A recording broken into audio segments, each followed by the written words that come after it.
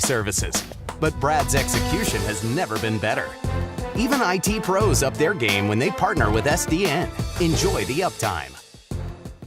Rural electric cooperatives were the first to bring power to the prairie. Today, we're bringing you the tools, technology, and economic development support to help realize this region's full potential. You are our member owners. Together, we are re-energizing rural. You're watching a production of South Dakota Public Broadcasting.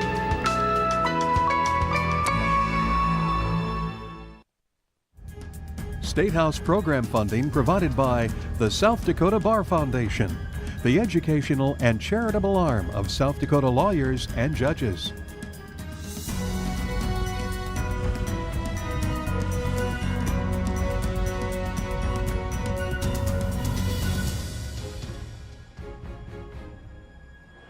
Hello and welcome to South Dakota Public Broadcasting's coverage of the 2018 State of the State Address. We are coming to you live from our State Capitol building in Pierre. I'm Stephanie Rissler alongside Lee Strubinger. Yes, we're kicking off our 93rd legislative session this year. Starts today and it runs until March 9th. A couple things we're expecting from Governor Dennis Daugaard's final State of the State speech. He's going to ask lawmakers to continue the rules that were crafted over the summer on non-meandering waters. He wants to continue those rules until about 2021. He also has told us that workforce development will be a key issue for him this session, so remains to be seen on how he wants to go forward with that. Right now, members of the South Dakota Senate are working their way into the House of Representatives and they're finding their seats. Some of the key players as we work through the 93rd legislative session, of course, our Speaker of the House is Mark Mickelson. He is from Sioux Falls, following along his family's footsteps. His father and grandfather were both speakers of the House of Representatives. In terms of our majority leadership, we've got Lee Quam from Platte. He's the leader here. Over in the Senate is Blake Curd from Sioux Falls.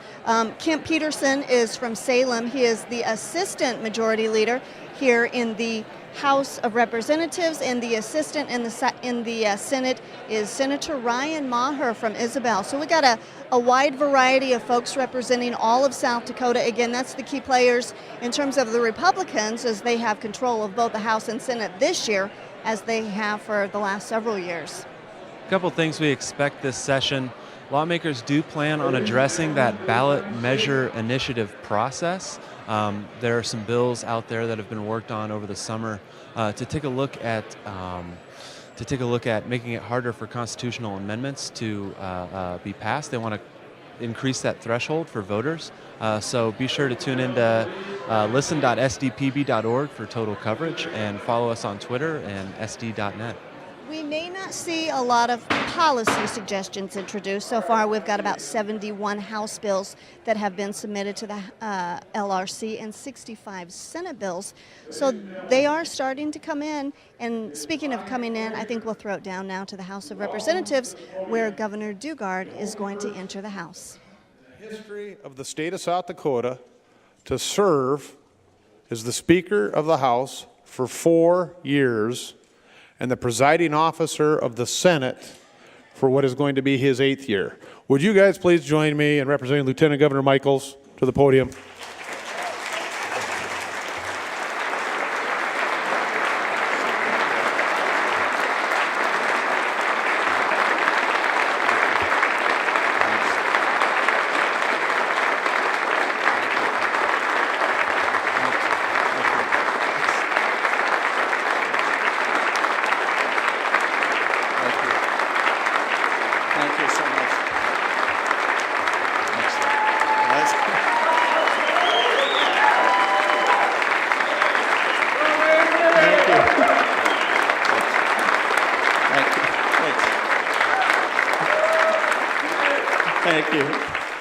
Thank you so much. Please continue. Oh, thank you. That's, you know, I'm an emotional sap, so I'll just stick with emotion. Thank you. This joint session to hear the governor's state of the state will now come to order. And we will call to order, and we'll ask at this point in time, we have Reverend John Armstrong of the Fort Pierre Ministerium to lead us in prayer.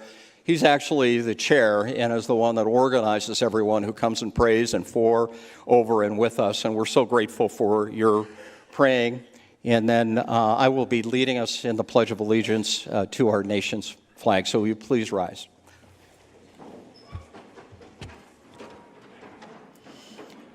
Thank you. Let us pray. Lord, thank you for this beautiful and exciting day for the beginning of this legislative session. As we look ahead to the research and the discussions and then to the decisions that are surely to come, we ask that your Spirit would guide each step of our way. Help us to work through each joy and each challenge with dignity and respect for all involved. May the decisions made in this legislative session be for the greatest benefit for the most people of our state. We pray these things in confidence, knowing that through you we can accomplish all things. Amen. Amen. I pledge allegiance to the flag of the United States of America and to the republic for which it stands, one nation under God, indivisible, with liberty and justice for all. Will the clerk please call the roll of the House?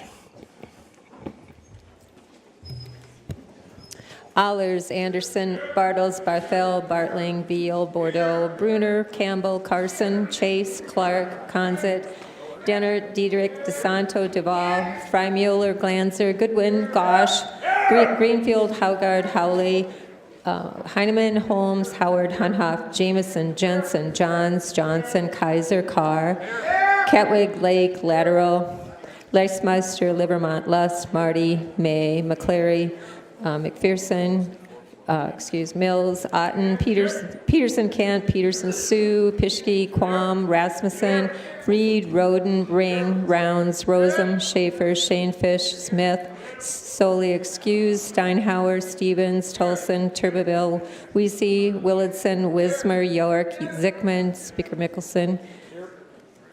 Mr. Speaker, Pro Tem, Mr. Pro Tem, there is a quorum present. Thank you. Senate roll call. Madam Secretary, please call the roll. Senator Boland, Kamak, Cronin, Kurd, Ewing, Frerichs, Greenfield, Haverly, Heiner, Jensen, Kennedy, Killer, Klum, Colbeck, Langer, Maher, Monroe, Nelson, Neseba, Netherton, Norstrup, Otten, Partridge, Peters, Rush, Russell, Soholt, Solano, Stalzer, Sutton, Tapio, Tiedemann, White, Wick, and Youngbert. You have a quorum, Mr. President. Thank you, Madam Secretary. Motion? Senator Kurd moves that a committee of 3 on the part of the Senate and a committee of 4 on the part of the House be appointed to escort the Honorable Dennis Daugaard, Governor of the state of South Dakota, to the rostrum. Is there a second? All those in favor signify by saying aye. Aye. Those opposed, nay. Motion carried. On behalf of this joint session, the committee members are comprised of Senators Greenfield, Kurd, and Sutton, and from the House, Representatives Quam, Kent Peterson, Hawley, and Bartling. 19 years ago, I sat down here, and my wife and son were up here, and were sworn in to this legislature. And I'd like to take the next 2 hours to reminisce on. He started out as a little boy. But I remember back to when I was a page, and I came up, and having to get to the podium through all the Tyrannosaurus Rex that were roaming the earth. There was a gentleman who I got a coffee for, and he said, Matthew, you could do this if you wanted to, and that's the Speaker's dad. And I think that that's indicative of what we're called to do in that story. And so I thank you, Mr. Speaker, and the members for that very humbling and emotional welcoming, and to my Native brothers and sisters, Pilamia, Matakue, Oyasin. We are all relatives. So as this is my last opportunity to address you, there's a number of people that I would like to thank and do that in advance of the governor because he's been an integral part of my gratitude. First of all, the people of Yankton County for believing in me and our family and supporting the family and me as we ran for office and consistently needed their assistance. You as legislators You demonstrate on a daily basis, and those who have come here and gone before us, that really you are here to serve others. There's no economic benefit. In fact, it's just the opposite. You leave our state a better place than when you found it, as those that have walked in your shoes, and that doesn't mean that we're always going to agree or disagree. I am overwhelmed personally by the number of lifelong friends that I've made and continue to make, whether elected or providing us advice in the hallways. The people who established this government wanted us to understand that different corners of the state had different needs, that individuals were raised differently, and that we would mix together and do the best for all for the common love of this state. I am an example of those opportunities, and that you have maintained that and perpetuated. I've had the privilege of working with many individuals on impactful laws. A number are here working on the governor's initiatives, et cetera, and so I'm commonly asked, what is some of the largest initiatives that I'm the most proud of? And I said that's really a trick question because, one, it involves hubris, and certainly I have an ego, but I don't think of it in that term. I think of rather the ability and the gift that I've been given to work with so many public servants that are really hidden around us and really are nameless, but do indeed serve our state much more than I ever have or ever would. Those are people in law enforcement.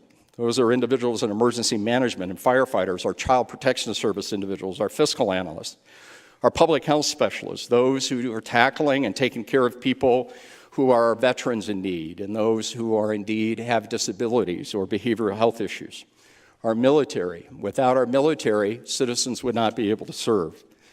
Those custodians and tradesmen that are really silent, below the decks individuals. We have women who men and women who are engineers, protectors of the environment, and most importantly, implementers. I often think about when we, myself included, gripe about government, that I listen back to President Lincoln's words that really government is us. It's not something that is abstract. It is something that really is indeed by us, the people, and for the people. In my experiences, I've been blessed with dealing with a lot of tragedies, a lot of hope, a lot of opportunity. But I will tell you that it is not government that gives hope. I have never seen a government hug. I have never seen a government that rescues. There is not a government that protects. It is individuals that work for us, individuals that put their lives on the line, individuals who put themselves before others in selfless public service to take care of us. In fact, none of us here with our ideas this legislative session or to come or the past, none of these ideas would come to fruition without implementers. As a matter of fact, 100 years ago in the state of the state, the governor at that time talked about the fact that we didn't have individuals to implement various laws. Especially to Dennis and Linda and the entire Dugard and Schmidt families, we became friends right here in the legislature, at these podiums and these chairs. But we became family in running for state office. Just to have Karen and I participate a small way in your administration has been an honor for our lifetime. We're grateful for the love that you have given us, our son and daughter-in-law, and the deepening friendship that will last through these hallways. My mom was a single parent who demonstrated that the gift of perseverance and the strength of education and the fact that we are in a state where you can dream it, you can do it, is something we should cherish to this day. But she strongly admonished that in doing so, we must care for others, especially those in need. And to Karen, it's impossible, even for this verbose husband of mine, to fully articulate my gratitude to you for putting up with my attention deficit. You've been a partner in this journey of service, from the Navy to volunteer boards to the legislature, Lieutenant Governor. All the late nights have been gone, all the time apart, all the calls you took from constituents, once in a while a happy one. All of the parades that you and Colin and Jill participated with, only saying that this will be an adventure. Not only did you believe in me, but your unconditional love kept me afloat during many times of turmoil. And I believe that I'm having a better life than I deserve, that I believe I would have had growing up, and that's because of you, our son, our daughter-in-law, and thank you for being my best friend. Ladies and gentlemen, I think that it is very fitting that we are in the House of Representatives below a painting by Charles Holloway. When I was down here being sworn in the first time, I sat down and I couldn't believe what I was seeing. Because I am no biblical scholar, I just saw at the bottom it said, "A peace that passes all understanding." It happens to be my favorite verse because it is a closing prayer in my church. And it was Paul writing to the Philippians, and he was saying, hey folks, if all you do is rejoice to the Lord, and you give thanks, and you pray in thanksgiving for every day that you have, that is the recipe for the peace of God. That peace of God which surpasses all understanding, that will keep our hearts and minds in the knowledge of God and his Son, Jesus Christ. And so Paul is speaking to us here that we do have that peace. I wish you such peace, and may God continue to richly bless all of you and the citizens of South Dakota. Mr. Sergeant at Arms, would you please introduce the governor of the great state of South Dakota? Thank you. Members of the House, members of the Senate, friends and family in the galleries, and the people of South Dakota that are listening and viewing this, please welcome the Honorable Governor Dennis Daugaard.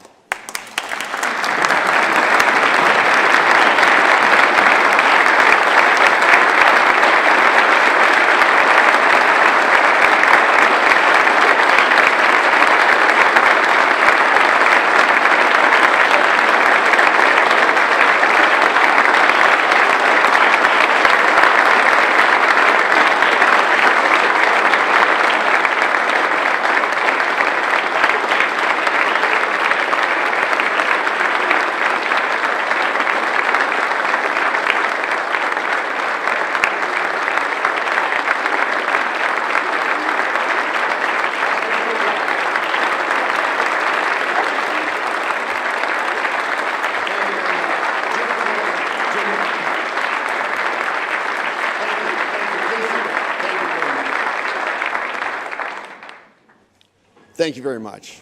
Thank you, Lieutenant Governor. You're outstanding. Thank you all for being here today. To begin, I'd like to recognize two new legislators. First, Doug Bartel. I appointed Doug this summer to replace Don Hager as the District 10 representative. As you know, Doug spent his career in law enforcement, including 12 years as Sioux Falls Chief of Police. He was here last month and sworn in prior to the budget address. But let's welcome him again. Doug, where are you? There he is. Welcome.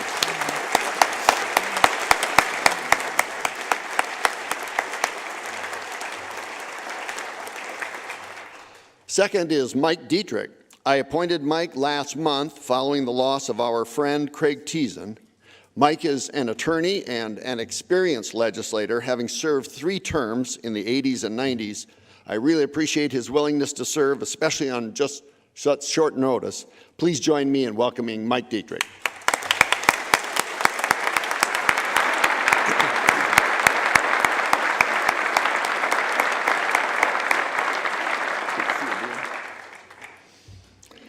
Today, I'd like to look back at some of the things we've accomplished together over the past 7 years and also update you on some progress. And I'll also offer some new proposals to consider this year. I'd like to start today by talking about workforce.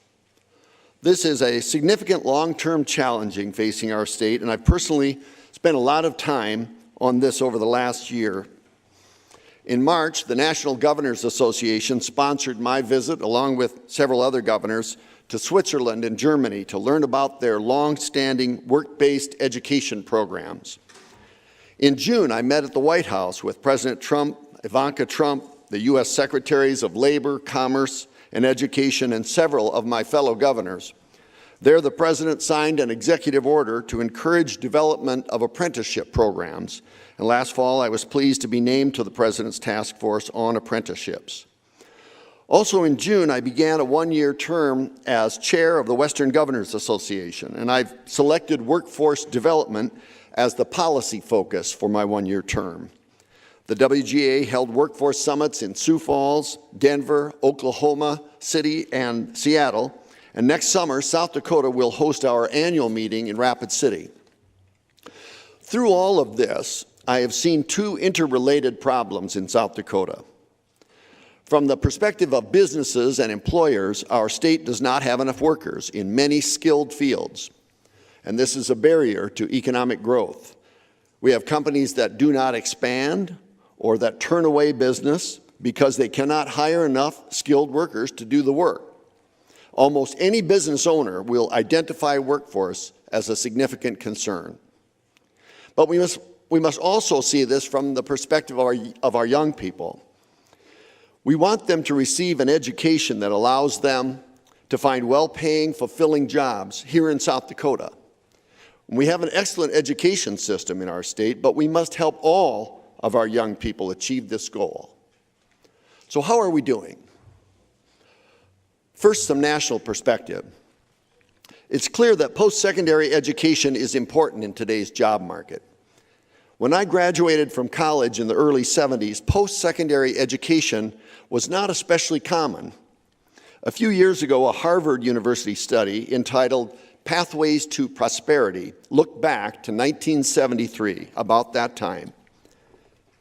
At that time, nearly 3/4 of jobs were held by workers with a high school diploma or less. In 2016, Georgetown University's Center on Education and the Workforce issued a report, America's Divided Recovery, which found that only 34% of jobs are now filled with employees with a high school diploma or less. And this trend toward workers with more than a high school diploma began in the early 2000s and has recently accelerated. And jobs for those with no post-secondary training are trending down even faster. Georgetown's report showed that in the 6 years after the recession ended, the economy added 11.6 million jobs. 11.5 million of them, or 99%, have gone to workers with at least some post-secondary education. Those with a high school diploma or less gained only 80,000 jobs, less than 1% of those jobs. Looking at it another way, this graph from Georgetown University shows first the loss of jobs during the recession and then the recovery of jobs. The shaded area on the left shows the recession from December 2007 to January of 2010. The blue line shows jobs held by those with a bachelor's degree or more. The numbers show, as you can see, slight gains and losses during the recession, and then when it ended, 8.4 million new jobs were added for those with a bachelor's degree or higher. The orange line shows jobs held by those with an associate's degree or some college short of a bachelor's degree. You can see about 2 million of these jobs were lost during the recession. This is the orange line, lost during the recession, but regained afterward, plus 1.1 million more. The green line shows jobs held by those with a high school diploma or less. About 6 million jobs were lost during the recession, and those with a high school diploma or less have regained only 80,000 of them. So given this, we want our kids to graduate from high school and then pursue some post-secondary education. And these are things we're already encouraging. So again, we have to ask ourselves, how are we doing there in South Dakota? To help us understand what's been happening, last spring I asked our Department of Education to look at ninth graders who enrolled in high school in 2006, 10 years ago, to see how they fared over the next 10 years. Why 10 years? Well, it takes most students 4 years to graduate from high school, and some students graduate college or tech schools in 2 years, some in 4, some in 5, and some might take 6 years to graduate. Most of the rest have quit by that time. So let's look at 10 years. Our best data is for students in public schools. We had 10,513 ninth graders enter high school in South Dakota in the fall of 2006. Now, to make the numbers easier to follow, we'll talk about 100 of them as representing the cohort. Of those 100 ninth graders, 23 did not graduate, leaving 77 high school graduates. Of those 77 graduates, about 2/3 of them, 52, entered some kind of post-secondary education. Some began a 2-year program, some started a 4-year program. Less than half of them completed their program in South Dakota by 2016. So 6 years after they began, less than half had completed. So thus, of those 100 ninth graders, less than 1/4 of them persisted to complete a post-secondary education effort within 10 years. Now, some of the others have found or will find success through directly entering the workforce and succeeding there, or joining the military, or through transferring and graduating from an out-of-state institution, or some other means. But many of these will not find the success we want them to find.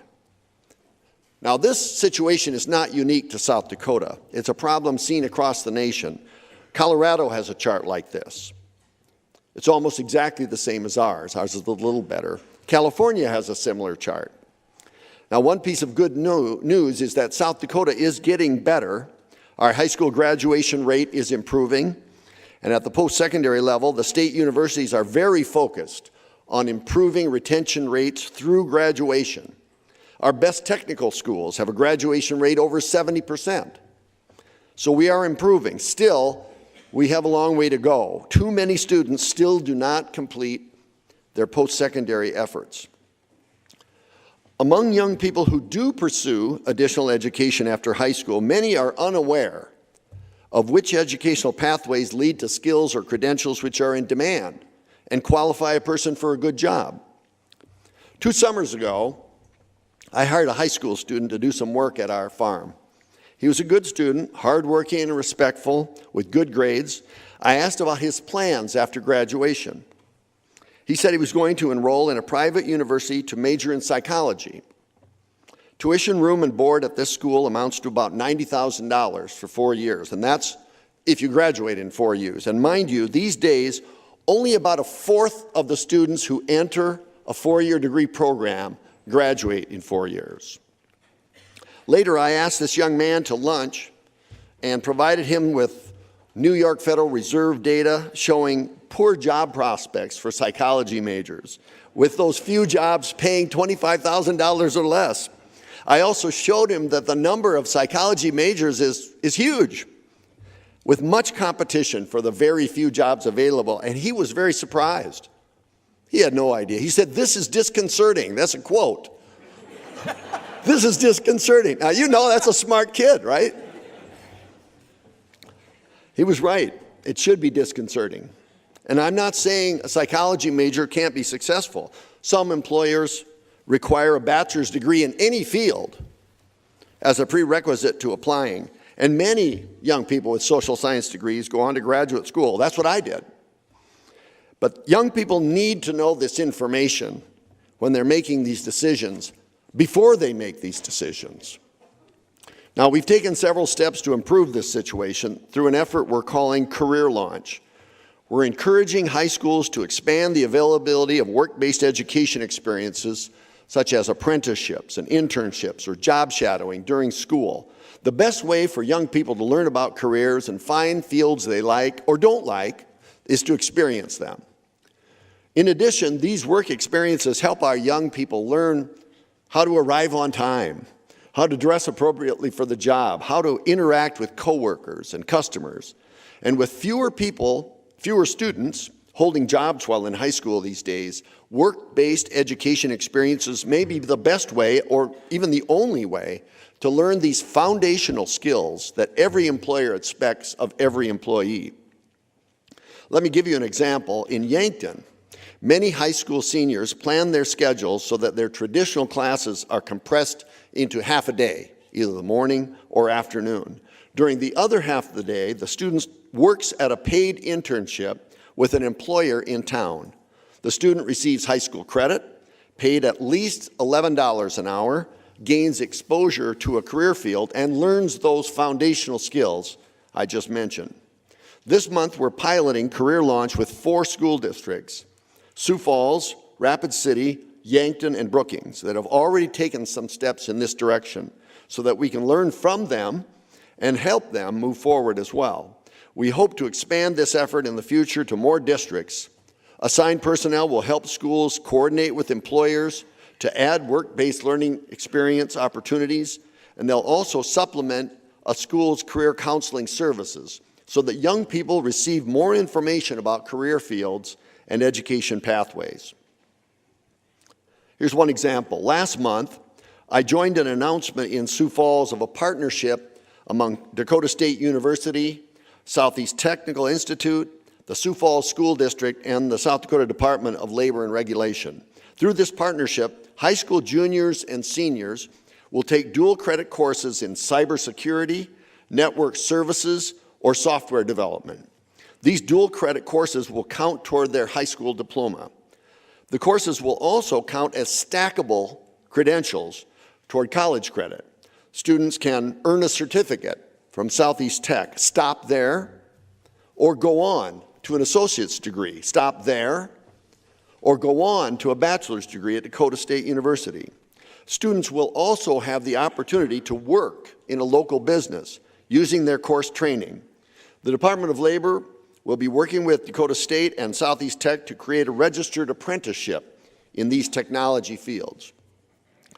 This is an example of the type of work-based education that I hope will take root in South Dakota. I'm particularly excited about this. When I was in Switzerland, I saw many students in high-tech apprenticeships. We need to change the notion that apprenticeships are confined to the construction trades, such as electricians or plumbers or carpenters. Apprenticeships can offer a pathway for training in many career fields. We're emphasizing training in these cyber fields, not only because of in-demand, well-paying jobs, but also because it's a strength of Dakota State University. Dakota State announced last summer a generous $30 million gift from Denny Sanford and Miles and Lisa Beacom. And this gift to the Beacom College of Computer and Cyber Sciences will keep Dakota State a national leader, where it's already a center of excellence designated by the National Security Agency and the Department of Homeland Security. New programs, scholarships, and a new research facility are all being added. Of course, the gift to the Beacom College is not the first time that Denny Sanford has made a major donation to advance workforce development. In 2014, he donated $25 million, which the state matched, to launch the $50 million Build Dakota Scholarship Fund. Now in its third year, approximately 300 students annually receive full-ride scholarships to attend a technical institute. These students enroll in a high-need program and promise to work in South Dakota after they graduate in fields like precision agriculture, automotive, surgical technology, robotics, electrics, or nursing. Nationally, over the past 4 years, enrollment in two-year institutions is down nearly 11%. In South Dakota, though, during that period, technical institute enrollment is up 2%, and in Build Dakota programs, up nearly 10%. The first Build Dakota scholars graduated last fall, and today 208 recipients are working in South Dakota in a high-need field. Another important opportunity for high school students is the state dual credit program, now in its fourth year. You've heard me say it many times. Dual credit is a win-win-win. Students win because these are the cheapest college credits they will ever buy, and they get a head start on college or tech school. High schools also win because they can expand their course offerings at no cost to the school district. Universities and tech schools win as well. Although we do ask them to discount their tuition rate, this program attracts more South Dakota students to our institutions, retains more freshmen after the first year, and helps graduate students on time. Last year, 2,224 high school students took at least one dual credit course from a university. Another 934 took a technical institute course. The pass rate is excellent, over 90%. And the cost savings are substantial.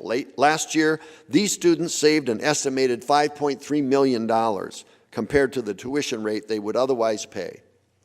This year, I'll propose to update the state dual credit statute and to clarify the manner in which the students, the institutions, and the state share the cost of this program, and I hope you'll support that legislation. As I mentioned, I've made workforce policy my policy initiative for the Western Governors Association, and I invited U.S. Secretary of Labor Alex Acosta to participate in our first summit in Sioux Falls. When he was here, he asked me as WGA chair to promote another issue that is a priority of the Trump administration, and that's streamlining professional licensure. The Trump administration is concerned that professional licensure standards hurt the economy by creating a barrier to entering many professions.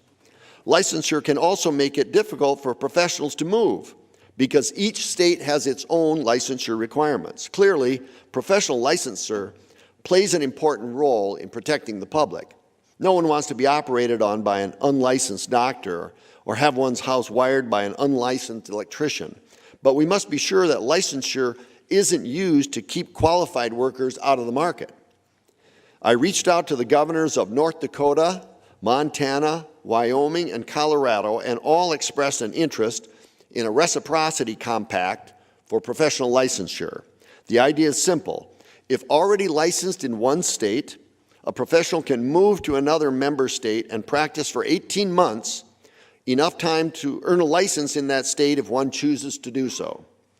This year, I'll ask that you pass a statute to create this compact and to create reciprocity with any other state that also enacts it. The hope is that a number of Western states will establish this compact, which then can spread to other states as well. I'd like now to speak about education. 2 years ago, we enacted the recommendations of the bipartisan Blue Ribbon Task Force to increase teacher pay and reform school funding. I'm pleased with the progress to date. In the first year, average teacher pay in South Dakota increased 8.8%. We saw sizable salary increases across the state, in small districts and large. In fact, some of the largest percentage actually happened in small districts. In Faith, average teacher salaries increased 24.7%. In Waubay, they increased by 26.4%. In Leola, average teacher salaries increased by 28.7%. I've heard from many superintendents that these increases have improved their ability to recruit and retain teachers. And although certain geographic areas or fields of study are more difficult, we have improved the situation greatly. I'm also pleased with the progress we've made in transportation. 3 years ago, this body passed a comprehensive highway funding bill, which generates $85 million in new annual revenue for roads and bridges. The measure raised the gas tax by 6 cents a gallon and increased the motor vehicle excise tax and license plate fees. I'm happy to report that the new money is being put to good use. The state has awarded 298 construction contracts amounting to $750 million.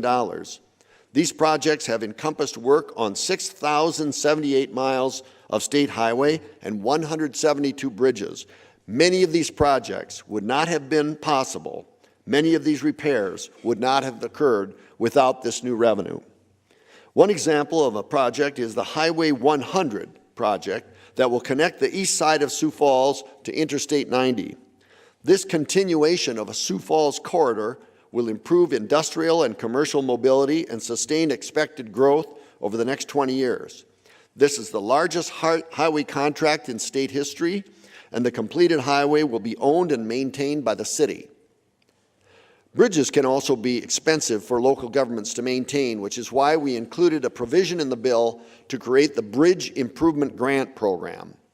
The first project to replace the driving surface on a bridge in Davison County was completed last fall. 37 more bridge projects should be under construction in 2018.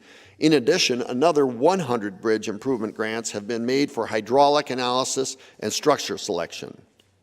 No one likes tax increases, but it's less expensive to maintain a good road than to rebuild a bad one. As Ronald Reagan said when he proposed a gas tax increase in 1982, the bridges and highways we fail to repair today will have to be rebuilt tomorrow at many times the cost. It reminds me of an old saying, the best time to plant a tree was 50 years ago. The second best time is today. On our farm, when I was a boy, we always had a big garden, and we ordered plants and seeds by mail from Gurney's in Yankton. With every order, Gurney's would always enclose a bonus item as a gift. One year, our bonus was a hackberry bare root seedling, only about a foot long. My dad and I planted that seedling, and now, 50 years later, it's strong and tall. Here's a picture of that tree today. Before us come so many issues: deferred maintenance, highways, criminal justice, teacher pay, that can't be solved in 1 year, but a start must be made. We could kick the can down the road, but the problem would only worsen. And so we must do what we can, with bipartisan support and without regard to politics. These things require patience, persistence, and attention to small details. It's a conservative approach, being a good steward of the state and its assets. When I was running for governor, I promised to analyze state-owned property and right-size or sell unneeded assets. Looking back in the 1800s, when South Dakota became a state, we housed people with mental or physical problems in large, state-owned institutions, often for life. We built big state hospital campuses in Yankton, Redfield, and Custer, and elsewhere. Sadly, many people were often sent away and forgotten by their families. We now know that in most cases, it's better to serve our citizens in their homes and communities, often through community-based providers. But the state has continued to own these large old campuses decades later. Some of the buildings, when I took office, were still being used, but others had fallen into significant disrepair after being vacant for decades. It's irresponsible to let vacant buildings fall in on themselves, and also irresponsible to spend taxes maintaining unneeded property. It's better to return these properties to the tax rolls. We began to address this in Yankton at the Human Services Center. We demolished several dilapidated buildings, sold land that was no longer needed, and negotiated a lease purchase with the local historical society to preserve the historic Meade building. That restoration, funded by charitable gifts and local taxes, is near completion. We've addressed this problem on other state campuses, selling surplus property in Redfield, Custer County, and Minnehaha County. We sold the Plankinton Training School campus to the for-profit company that was leasing and operating it. And the Board of Regents is exploring options to better use the School for the Deaf campus in Sioux Falls. This philosophy extends to current state buildings as well. We must properly maintain them so future governors and legislatures aren't left with more rundown buildings.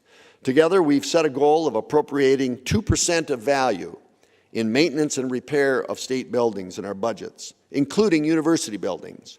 This year, I'm proposing to add state-owned technical institute buildings as well. Due to our budget situation, we can't quite get to 2%, but it needs to remain a priority, and we need to make a start. Beyond maintenance, through our own captive, we now insure all state buildings and have made safety improvements, such as the new fire protection system in the Capitol. When I took office, this building was uninsured, for example. Many state buildings were uninsured. While preserving our physical assets, we're also keeping South Dakota on sound financial footings. We passed a constitutional amendment explicitly requiring a balanced budget, and we've structurally balanced our budget every year that I've been in office, honestly. We've improved many financial practices, placing them in statute and putting more financial information online than ever before. We've maintained reserve funds of at least 10% of general fund expenditures, and when we had excess reserves, we used them to prepay debt. I'm very proud that we've kept our pension fund fully funded, one of just a handful in the nation. The trustees of the South Dakota retirement system have led the nation in their innovative reforms to protect the pension plan long term. These sound practices have earned South Dakota a AAA credit rating, the highest possible from all three major rating agencies. We should all be proud of this. We can also be proud of the work we've done to preserve and improve South Dakota's outdoors and natural resources. We created Good Earth State Park, which is a significant not only for its natural beauty, but for its historical and cultural significance to Native Americans. Our state buildings are more energy efficient, and our redesigned governor's houses use less energy. Our new buffer strip program has begun to increase natural grasses to improve water quality and create even more wildlife habitat. And in the Black Hills, we completed a multi-year effort to fight the mountain pine beetle, opened a new beautiful visitor center in Custer State Park, and improved other facilities. On the interstates, we're also refurbishing rest areas and creating welcome centers at our borders to welcome more visitors to South Dakota.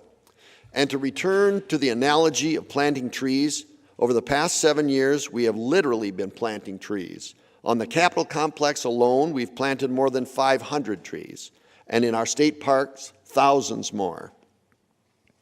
Among our state parks, our crown jewel is Custer State Park. And I want to talk for a moment about the recent fire. On the morning of Monday, December 11, the fire broke out near Legion Lake, and over the next 2 days, dry conditions, warm temperatures, and high winds drove the fire over 54,000 acres, making it the third largest Black Hills fire on record. Despite the arduous conditions, we were very fortunate to have our own seasoned Type 2 incident team based in the Black Hills to lead the response. We could not have responded as quickly or as effectively without our own South Dakota Wildland Fire Type 2 team. Professional and volunteer firefighters from across the state and region responded to give aid.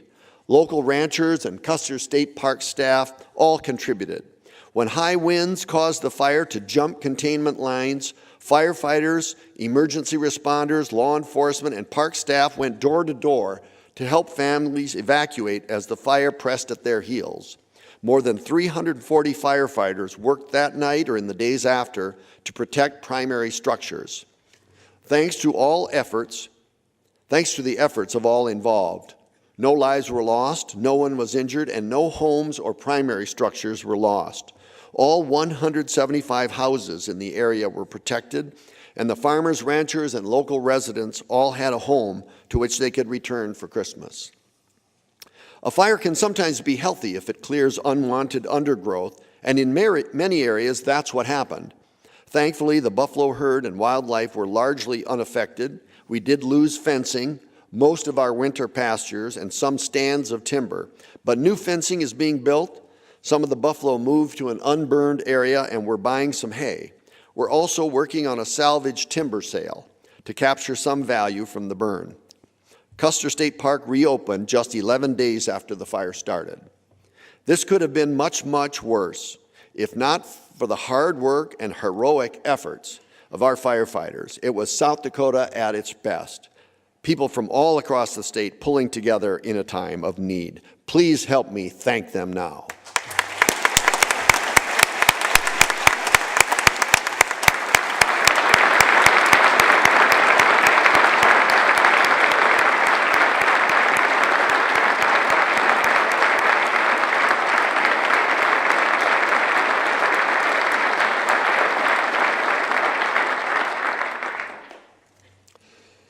Last summer, you met in special session to address non-meandered waters, a contentious issue in South Dakota since the 1990s.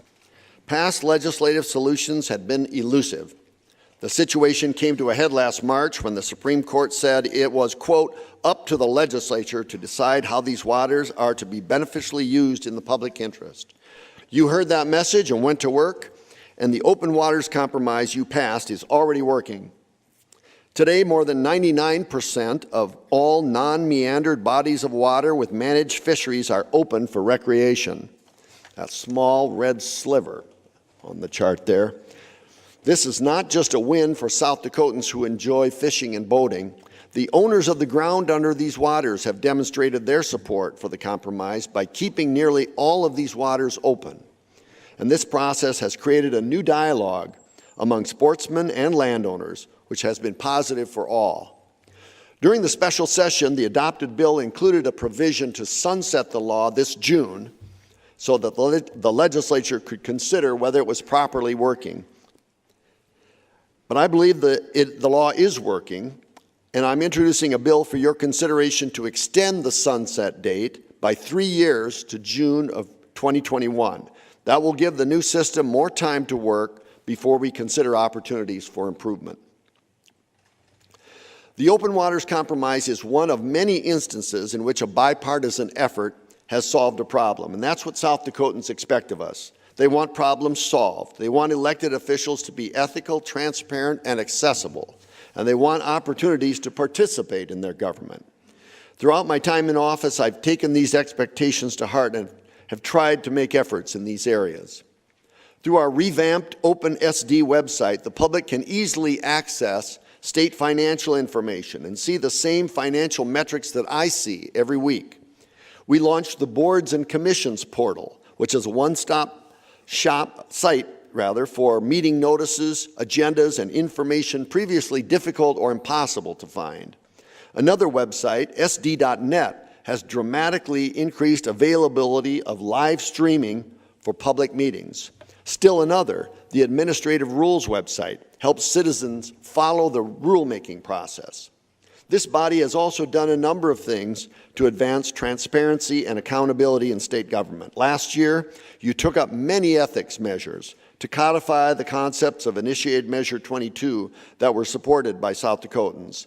Public servants from West River and East River, on the right and the left, and in the legislature and executive branches, came together to pass these bills. A total of 9 replacement measures were passed. Under these new laws, legislators, statewide elected officials, and agency heads are prohibited from accepting expensive gifts from lobbyists. New whistleblower protections have been created for state and local employees. Legislators and high-ranking executive branch officials who leave state service may not lobby for 2 years. Campaign funds may not be used for personal expenses or transferred to a personal account. And a new accountability board has been established to receive ethics complaints, initiate investigations, and refer criminal activity to the Division of Criminal Investigation. In July, I appointed 4 retired judges to this board, 2 Democrats and 2 Republicans. Better government is about more than accessibility and transparency, though. It's also about efficiency. Today, you can go online to renew your driver's license, apply for a pardon, search and apply for state jobs, look up the status of an inmate or a parolee, see the restaurant health inspection scores, compare your take-home pay to other states. State government has apps to buy hunting and fishing licenses, explore travel destinations, see road conditions. Agencies are using social media to spread information more quickly and to directly communicate with South Dakotans. We offer GIS maps to help the public find land for hunting, locate recycling facilities, pinpoint oil and gas wells, determine lake levels, identify water bodies eligible for buffer strip protections. More and more and more can be done online. We know, however, that online shopping has made it more difficult for our state to collect sales and use taxes. Our state has been at the forefront of the national efforts to solve this problem. We continue to hope that Congress will address this problem, but in the meantime, 2 years ago, this body passed Senate Bill 106 to require online sellers without a physical presence in South Dakota to collect and remit sales tax. Since then, over 100 companies like Amazon have come forward to do this voluntarily. Other retailers, though, challenged our ability to collect these taxes, and we knew they would, and that case is working quickly through the judicial process. This month, we expect to hear whether or not the U.S. Supreme Court will take up our case. The National Governors Association, the Tax Foundation, the National Retail Federation, the American Farm Bureau Federation have all joined South Dakota and 35 other states in urging the United States Supreme Court to take up the case. We can't know how they may rule, but we can be proud that South Dakota has been a leader in addressing this national issue of tax uniformity. Let's hope, for the sake of South Dakota businesses, the problem will finally be resolved. As we continue our efforts to address online sales, we're also encouraging more business and more opportunity for our state. Let me tell you about just a few of the many good things happening in South Dakota. Last July, we broke ground on the Long Baseline Neutrino facility at the Sanford Underground Research Facility. This experiment will fire a beam of neutrinos from Fermilab near Chicago to huge detectors at the Sanford Underground Research Facility in Lead. The experiment hopes to unravel one of the great mysteries of the universe, the oscillation of neutrinos. But you knew that. Psychology. Yeah. You psychology majors do, anyway. Ho! This experiment will require a $400 million construction investment in Lead that will have an impact of nearly $1 billion. South Dakota also continues to be a destination for millions of visitors. Every year since 2011, tourism has set new records for visitor volume and visitor spending. Since 2011, our visitor volume has grown from an estimated 12.5 million visitors to 13.9 million visitors in 2016, with a corresponding increase of $450 million in visitor spending. I'm also very excited about South Dakota's emerging biotech sector. Last year, SAB Biotherapeutics broke ground on a new facility in Lincoln County. SAB Biotherapeutics is well known for developing the world's first large animal platform technology to produce fully human polyclonal antibodies. You knew that too. These human antibodies are aimed at prevention and treatment of human ailments like cancer, autoimmune disorders, and infectious diseases. The facility in Lincoln County will be the first of its kind designed specifically for cattle and will allow SAB to extend and expand its capabilities, herd, and team for production of life-saving technologies. Overall, 2017 was a great year in terms of economic development wins. The Governor's Office of Economic Development helped facilitate deals that total over $735 million in investment, and they're expected to create more than 1,400 new jobs in South Dakota. Today, I'm pleased to share that AgriPure Cooperative, a leader in the North American dairy industry and producer of a wide variety of dairy products, is pursuing plans to expand their Lake Norden cheese plant after an extensive multi-year site search and review. The $250 million expansion will substantially increase daily milk processing in Lake Norden to eventually triple the capacity of the plant and requiring 125 new full-time employees. Once fully operational, the AgriPure expansion will have just over $1 billion in estimated annual impact to the region and state. We project it will support more than 90,000 additional dairy cows. Last May, we also broke ground on a major new ag processing facility in Aberdeen. AGP's new state-of-the-art soybean processing facility highlights our emphasis on adding value to our ag products by processing them within our borders. AGP's investment will create 50 full-time jobs and have a substantial economic impact. Understand the scale of this. The facility will eventually process the equivalent of 20% of our state's entire soybean annual crop, which will extend beyond Aberdeen and benefit farmers by opening up a new market and increasing the price for their soybeans. These are just two of many 2017 success stories. There are many more. In Sioux Falls, we supported Gage Brothers, a 100-year-old South Dakota manufacturer, as it launched a new $40 million facility. We supported Balcons Enterprises to construct a new 22,000 square foot processing and warehouse facility in Elk Point to add 22 full-time jobs. In Beersford, we secured a commitment from Hendricks Genetics to build a $25 million commercial turkey hatchery, creating 79 new jobs. This facility will hatch over 500,000 turkeys each week. It's great news for Beersford and for other communities in South Dakota, and we will see another $40 million of investment and another 48 new jobs from the associated laying barns.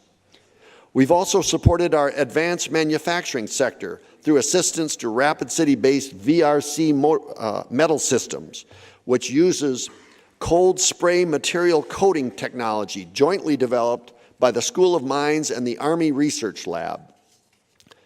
VRC is renovating a vacant school in Box Elder to house its new manufacturing and office space. They plan to create 60 new positions by the end of this year.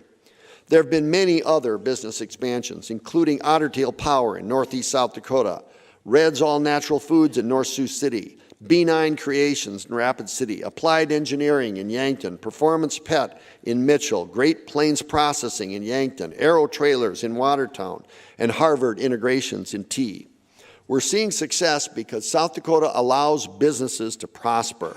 We have a low tax burden, no corporate income tax, no personal income tax, no business inventory or personal property tax or inheritance tax, and we also have low costs and reasonable regulations. And we've been diligent over the past 7 years about removing red tape.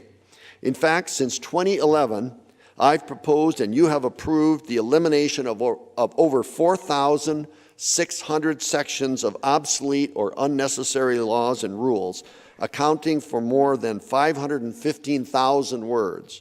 And we're proposing more of those bills this year. One area where regulation continues to stifle economic development is microbrewing. South Dakota statutes limit the ability of our homegrown craft breweries to grow and thrive. Current law caps microbreweries at 5,000 barrels per year. Compare that to Montana's cap of 60,000, Wyoming 50,000, North Dakota 25,000. Again, South Dakota 5,000. And in addition, South Dakota does not allow an in-state microbrewery to sell its product directly to a retailer. Montana, Wyoming, North Dakota, Minnesota, Iowa all allow that. This year, I'm proposing legislation to make us more competitive with our surrounding states so this emerging industry can continue to grow. Moreover, South Dakota's alcohol laws were written over 80 years ago after Prohibition ended, and they have been amended many times. The statutes in this area are a mess, and in many cases, they just don't make sense. I'll be supporting several bills this session to streamline and modernize these statutes so they make sense for a 21st century economy. One of the most important steps we've taken in economic development over the past 7 years has been the creation of the Building South Dakota program. I spoke to you last month in the budget address about my proposal to strengthen this program. And I know many of you want Building South Dakota to have a reliable, ongoing revenue stream so these grant programs can be sustained. My proposal is an improvement over the current system, which relies on volatile revenue sources and which is too complicated. As I explained last month, my budget proposal takes the approximately $3 million per year in contractors' excise tax that's currently diverted to Building South Dakota and instead directs that money back to the general fund. Then I'm proposing that we allocate $3 million, the same amount, in general funds, into the funds that make up Building South Dakota. The Housing Development Authority would commit another $1.5 million for the next 5 years, adding $400,000 annually from the Private Activity Bond Fund as well. This would bring a total of $4.9 million in ongoing funds to be spent, in turn, in the General Appropriations Bill for Building South Dakota programs. This proposal would eliminate the 5% stream of dollars that's currently allocated to the Ready Fund, and we'd reallocate the dollars instead to the 4 remaining funds: the Housing Opportunity Fund, the Local Infrastructure Fund, the Workforce Education Fund, and the Economic Development Partnership Fund. Now, if we make these changes, these 4 funds will exist in the General Appropriations Act each year rather than relying on a complicated side statute. This will make it easier for legislators to weigh the relative benefits of each fund and to allocate future revenue increases as our needs change. Governor George S. Mickelson is remembered for his efforts to bridge gaps between Native Americans and non-natives. Governor Mickelson called on South Dakotans of all races to focus on areas of agreement, which led to successes in tribal tourism, healthcare, and small business development. During my time in office, I've tried to follow Governor Mickelson's example, and I visit reservations to meet with tribal officials every year. In recent years, the Department of Tribal Relations has facilitated partnerships among state agencies and the 9 tribes. We now have tax collection agreements with 8 tribes and gaming compacts with 8 tribes.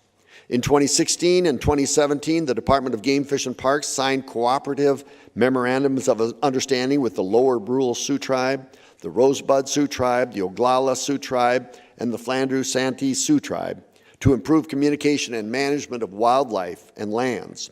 And the Department of Environment and Natural Resources has dedicated millions of dollars for the operation and maintenance of tribal drinking water systems. In corrections, we've implemented a tribal parole program with Assistant Wahpeton Oyate. That's been very successful. And leaders in Flandreau are working on a proposal to start a similar program for the Flandreau Santee Sioux Tribe. I value the intergovernmental relationships the state has with the tribes and the Native Americans who call South Dakota home, and I hope we can continue to progress in these areas. One issue that's important to all South Dakotans, including our tribes, is infant mortality. When I was first elected, I was shocked to learn how many infants were not reaching their first birthday. South Dakota's infant mortality rate was higher than the rates in surrounding states. I asked my wife Linda to work with a group of doctors, nurses, tribal health care workers, social workers, and Department of Health officials to understand the causes of this problem. In their research, they found that deciding against early elective deliveries, abstaining from tobacco, learning safe sleep practices, and receiving prenatal care are critical to an infant's well-being. Now, if you know Linda, you know she's someone who gets things done. Once the task force identified the problems, she began to work toward solutions. She joined the former First Lady of North Dakota, Betsy Dalrymple, to request that all of the birthing hospitals in the Dakotas reduce early elective deliveries, and they listened. Every birthing hospital in South Dakota agreed to do so. Checking this off the list, Linda moved on to something a little tougher, tobacco use. She worked with the Department of Health to redouble efforts to reach more pregnant moms with resources like the 24/7 Quit Line, and the new data looks promising. Since 2011, we've seen smoking during pregnancy decline by 19.5%. Linda has also traveled the state to promote safe sleep practices. Thanks to her, even I know the ABCs of safe sleep. Infants need to be alone, on their backs, in a crib. She's gained donation to Cribs for Kids, a program that provides safe sleep kits to families in financial need. Through Linda's advocacy, more than 9,200 new parents and caregivers have received these cribs.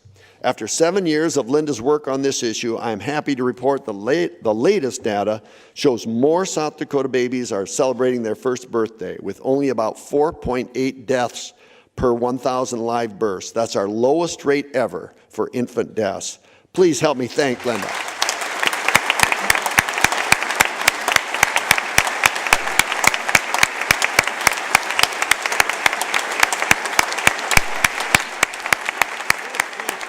Good. I would take the tobacco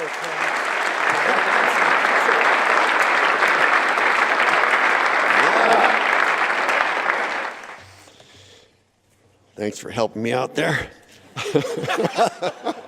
Point, Governor. Point.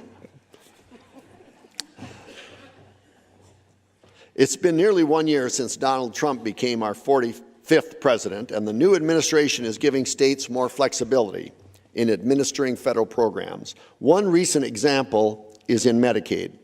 The Trump administration recently indicated that for the first time, it's willing to consider work requirements for Medicaid enrollees who are non-elderly, able-bodied adults. I've asked our State Department of Social Services to pursue a waiver so our state can require people who receive Medicaid to work if they're able.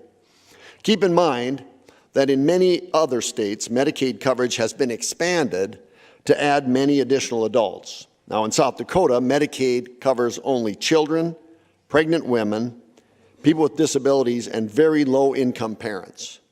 Work requirements may only apply to a subset of that last category, very low-income, able-bodied parents who aren't already working or caring for a child under 1. That's approximately 4,500 individuals.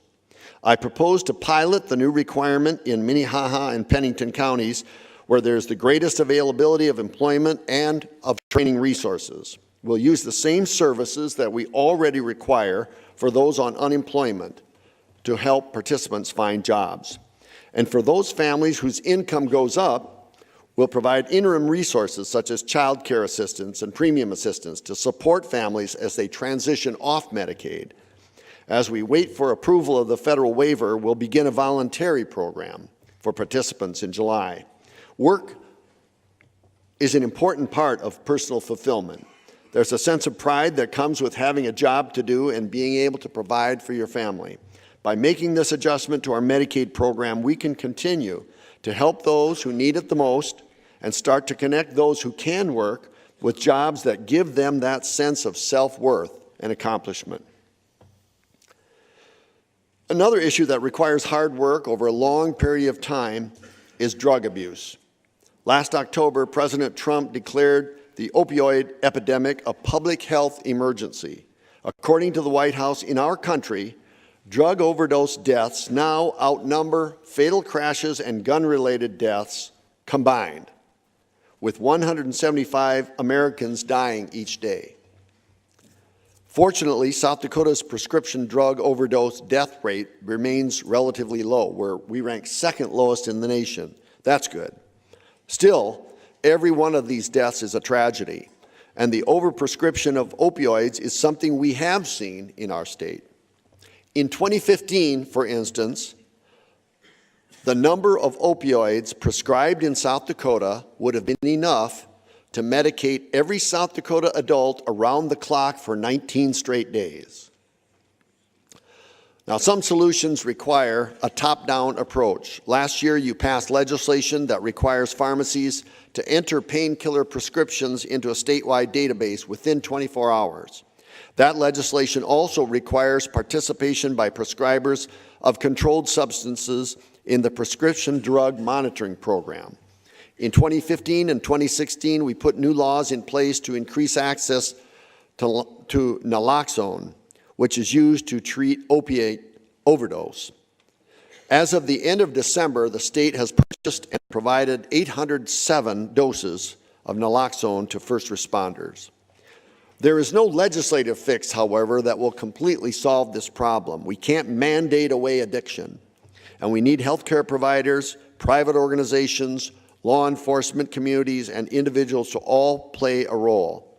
It's been promising to see South Dakota's healthcare systems provide additional guidance to their providers on when to prescribe these drugs, and it's having an impact. The State Medical Association is doing its part as well by developing resources for physicians to recognize and treat opioid addiction and prescribe opioids appropriately. They'll be holding in-person and web-based educational sessions starting this month. The Board of Pharmacy, partnering with local pharmacies, is establishing permanent sites throughout the state where anyone can dispose of certain expired, unused, and unwanted prescription drugs. The service is free and anonymous with no questions asked. In 2016, we established the South Dakota Advisory Council on Opioid Abuse. Its strategic plan supports developing medication-assisted treatment capacity. This approach uses medications in combination with behavioral therapies to provide a holistic approach to treatment. And this year, the Advisory Council will be working to raise public awareness about the risks of recreational opioid use through a media campaign and school-based opioid prevention activities.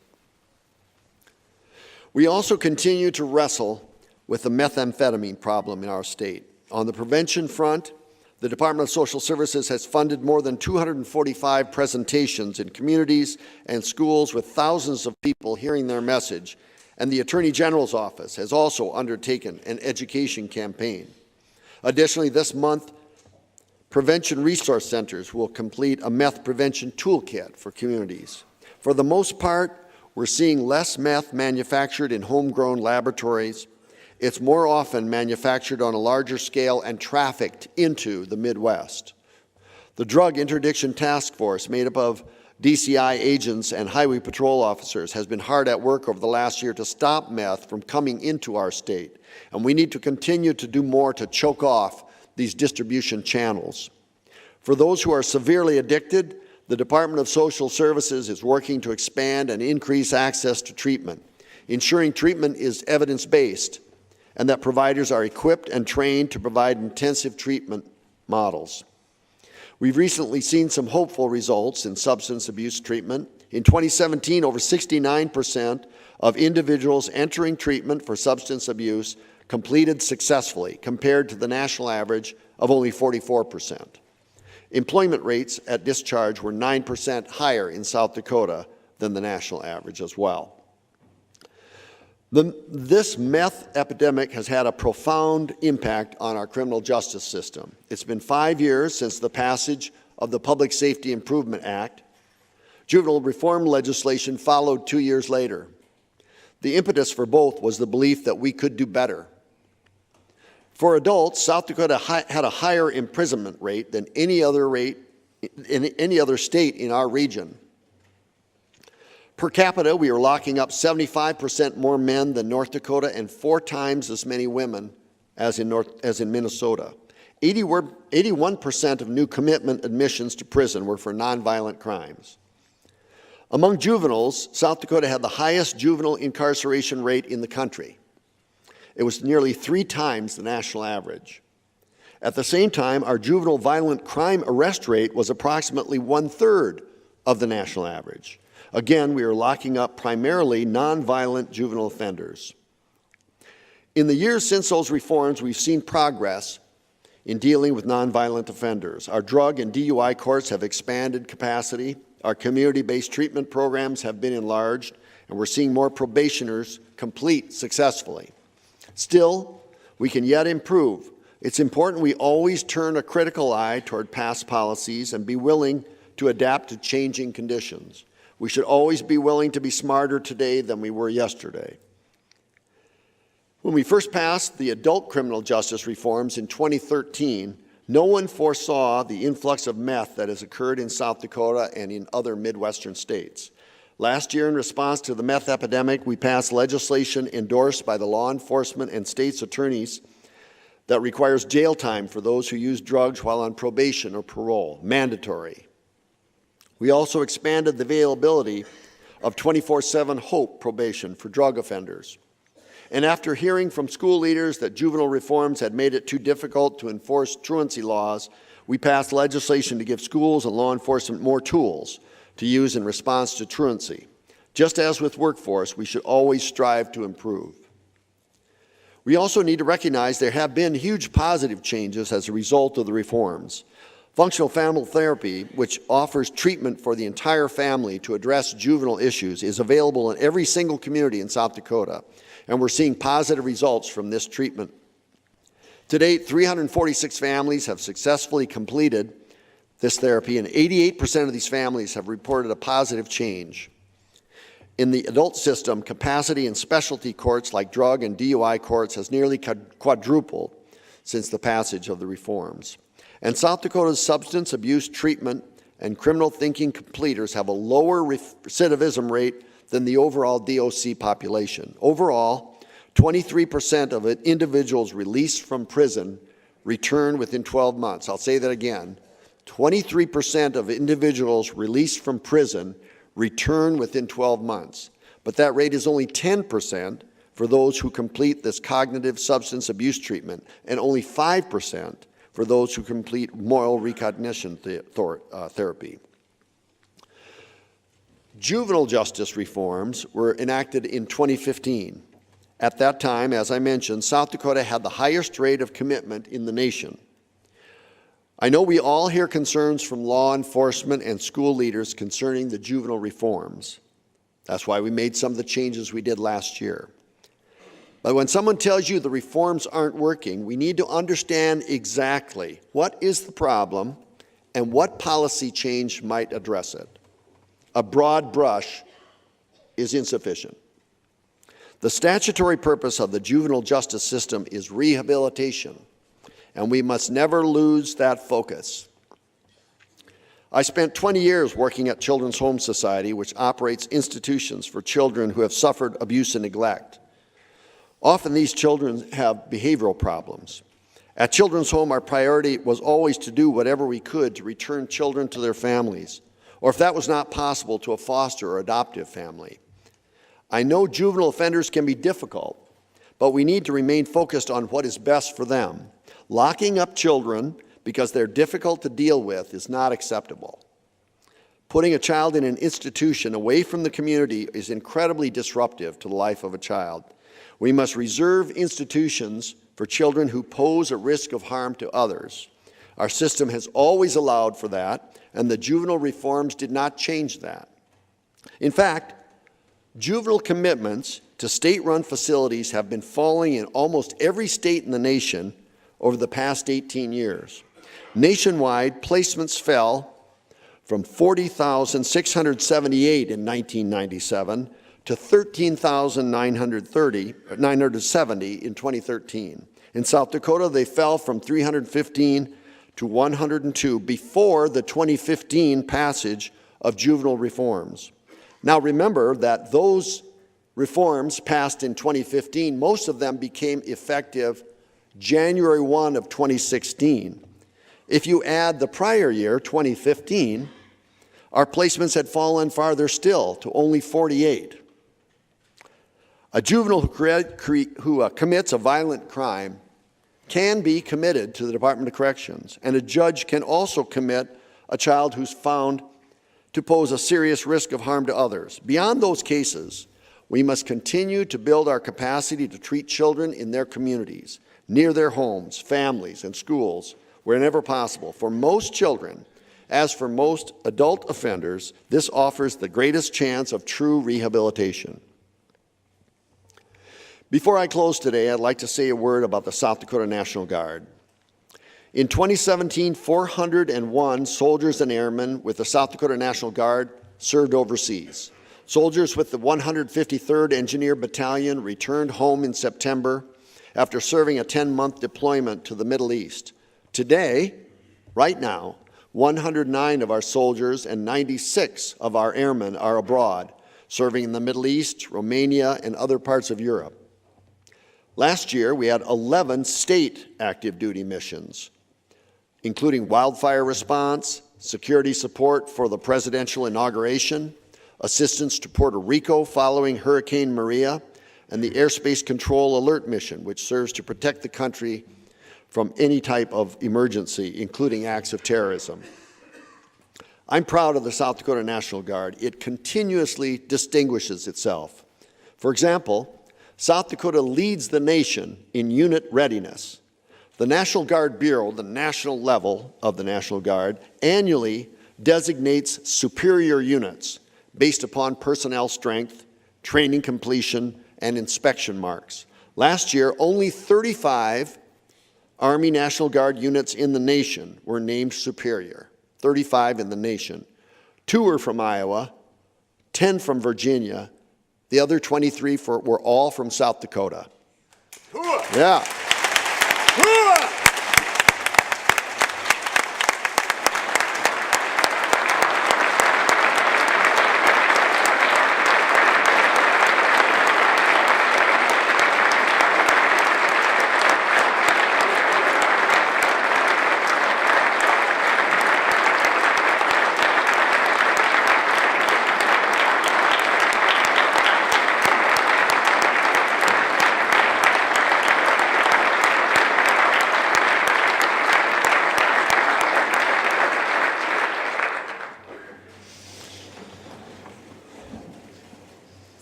Because of their service and the sacrifices of all who have served in the military, we can meet here today to chart the course of our state's future.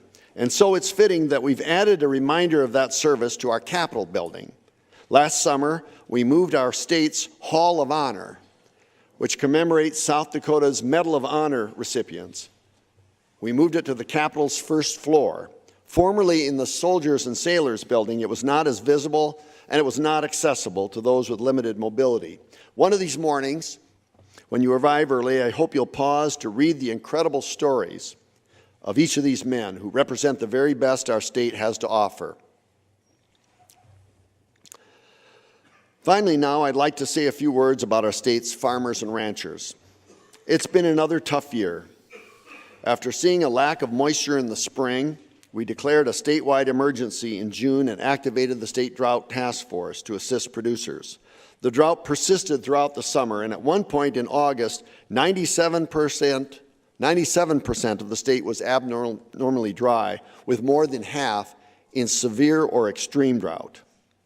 Drought conditions exacerbated the impact of low prices over the last few years. 27 looks to be near a low in terms of farm income.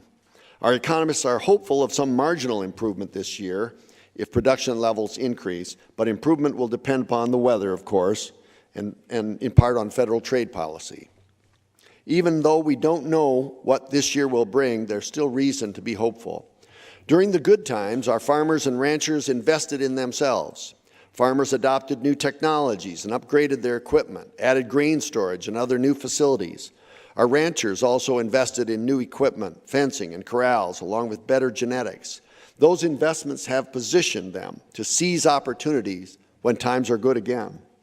We continue to see success under the County Site Analysis Program that helps counties identify sites conducive to ag development. 54 of our 57 counties that asked to participate in the program have had their analysis completed, and the remaining 3 are currently underway.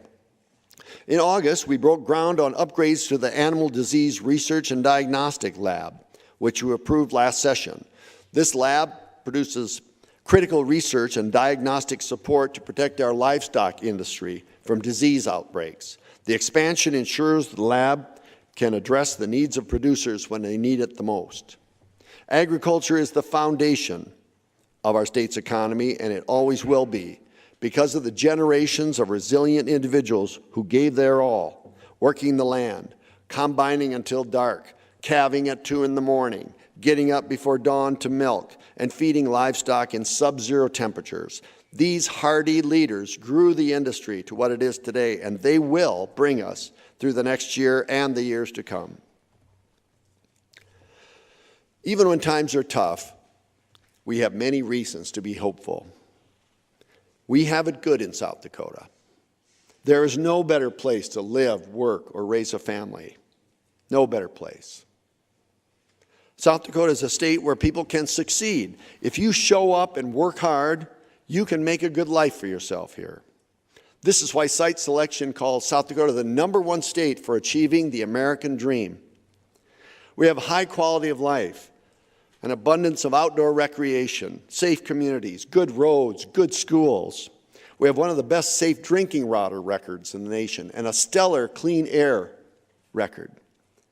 Every South Dakotan can be proud of this state and of the many things we have accomplished together over the past 7 years. Balancing the budget honestly every year, securing AAA status, raising teacher pay, investing in our roads, bridges, and railroads. But our work is never done. Every challenge is an opportunity to improve, and we must always seek to leave this state a little better than we found it. This is my 22nd legislative session and my final State of the State address as governor. Linda and our 3 children, Laura, Sarah, and Chris, are here, and I'm grateful for their support through all these sessions and through all the elections to earn the privilege. I love you. I'm grateful to my sister Joyce and her husband George for driving from Minneapolis for this, to Linda's sister Mary and her whole family who've helped me. Budgets and policies and bills and operations are certainly important to me, but nothing in comparison to their importance to me. Thank you for being here.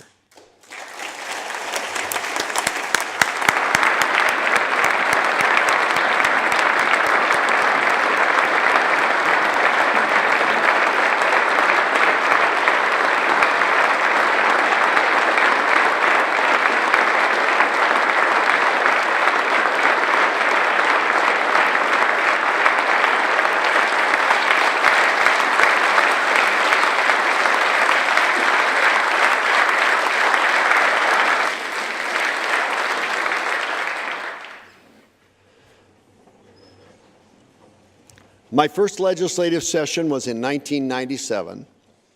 I've enjoyed the 6 years I served in the Senate and then 8 years as lieutenant governor, and starting my 8th year as governor. I've met great people, just great people, and I feel good about the part I played. We've dealt with some tough issues together. I tried to do what I thought was right You've been great to work with. The first State of the State I attended was in 1997 when Bill Janklow was governor. I was out there for the very first time listening to him give this speech.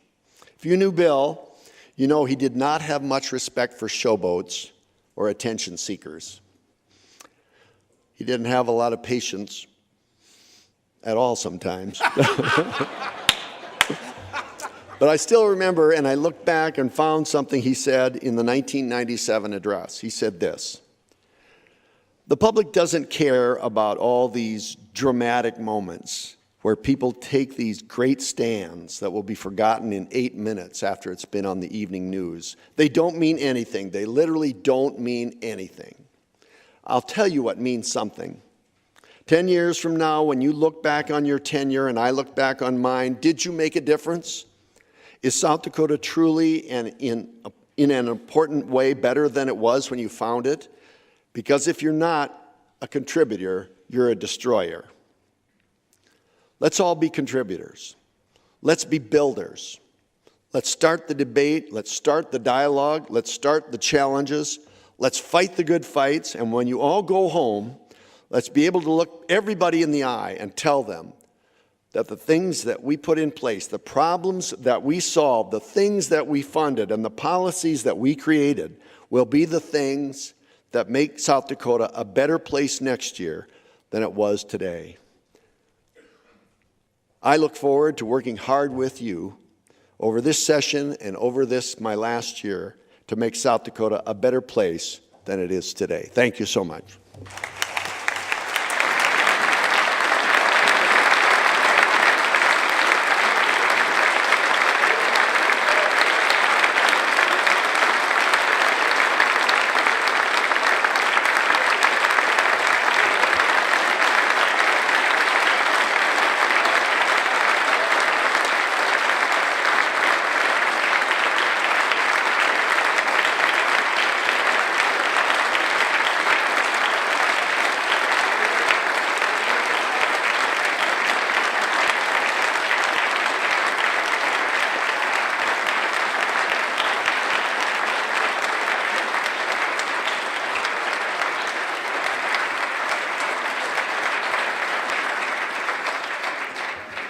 President will entertain a motion to dissolve joint session. So moved. All those in favor signify by saying aye. Aye. Those opposed, nay. Nay. Motion carried. Joint session is dissolved. Thank you. And that will conclude Governor Dennis Daugaard's State of the State address, his final address as the governor of South Dakota, indicating this was his 22nd legislative session. He started in 1997 as a state lawmaker here in the House of Representatives. He gave a quote from former governor, late Governor Bill Janklow, that talked about making South Dakota a better place than it is today. The governor talked on a lot of things during his speech, some humorous, some very serious in nature. He began the speech talking about workforce. In terms of high school graduation rates, we are doing very well in South Dakota. But in terms of those going on to seek higher education, we need to do much better. He's encouraging state lawmakers, those in the community, policymakers, to push today's graduating high schoolers to go on and get some type of an education. An apprenticeship is something that he talked about as he went overseas and learned how some other countries are doing things. It's not just about the plumbers and the electricians. It's about giving a trade and a trade to different types of careers, something we may hear and see more about in South Dakota. Education, he talked about the Blue Ribbon Task Force and where we are in terms of salary increases. Overall, about an 8% increase in salary increases for teachers is what we're seeing. Some of our rural communities seeing a bigger increase for those teachers. Transportation, maintaining our roads and bridges was something that the governor talked about. We cannot kick the can down the road. We've heard that one before with this administration. We do need to maintain those roads and those bridges. If we don't maintain them today, We may have to rebuild them in the years to come. He also talked about many of the old buildings we have in South Dakota and hopes to continue to take care of those old buildings. Some of those buildings are falling down, they're dilapidating, and there's an attempt to go in and see what we can do to take a look at those buildings and see if we need to somehow restructure those. The Custer Fire, we talked about many of the men and women who helped with the Custer Fire, and if it weren't for their quick actions, it could have been much, much worse than what we saw. So just one of many, many things that the governor talked about today during his speech as he delivered the State of the State address and where we are here in South Dakota. We're going to continue as we interview state lawmakers to hear what they thought about what the governor had to say and their hopes for the 2018 legislative session. And I believe we're going to go down to the House floor where Lee Strubinger is standing by. Thanks, Stephanie. I'm here with State Senator and Minority Leader Billy Sutton, Democrat from Burke, South Dakota. What were your thoughts? I was happy to hear a good conversation about the importance of education as part of workforce development and economic development in the form of apprenticeships and internships. I think that just shows the importance of investments in education at every level, whether that's post-secondary or K-12. The one thing we didn't hear anything about that has been fairly silent over the last several years is early childhood education. And that's a conversation that we need to start having in South Dakota, is the importance of that. I was also hoping to hear a little bit more about open government initiatives that we could always, I think we always need to work to improve how our government functions and that we're accountable and transparent. There's certainly been some things done, but we need to delve deeper into that conversation. And then lastly, I think one thing that got left out last year was campaign finance reform. And that's something that the voters passed on the ballot in IM-22.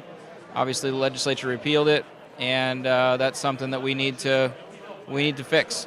Those are some bills that you're planning on actually bringing forward this session. Could you tell me a little bit more about some of those? Yeah, so I'm bringing a bill on campaign finance reform, exactly the limits that were in IM-22. So I'll be bringing that. I'll be bringing a bill that requires state government to keep records longer, especially financial records. Right now, every department does it a little differently. We need a better streamlined process for that. And I'm also bringing a bill to open up state emails in a better fashion. The governor also mentioned work requirements for those receiving Medicaid, those able-bodied folks. I guess, what are your thoughts on that proposal that he mentioned? Yeah, I asked him a little bit about that this morning when we were talking about it. I think I need more details on what that's going to entail as far as procedurally, how do you monitor that? And I think it's always important that we encourage hard work and that you focus on that. The challenge I think we have is dropping people off that do need the help, that are trying to work hard and get just live their life and get by. And so it'll depend on the details of what that looks like. I think we're also probably getting a little ahead of ourselves. There's never been a waiver granted like that in any state.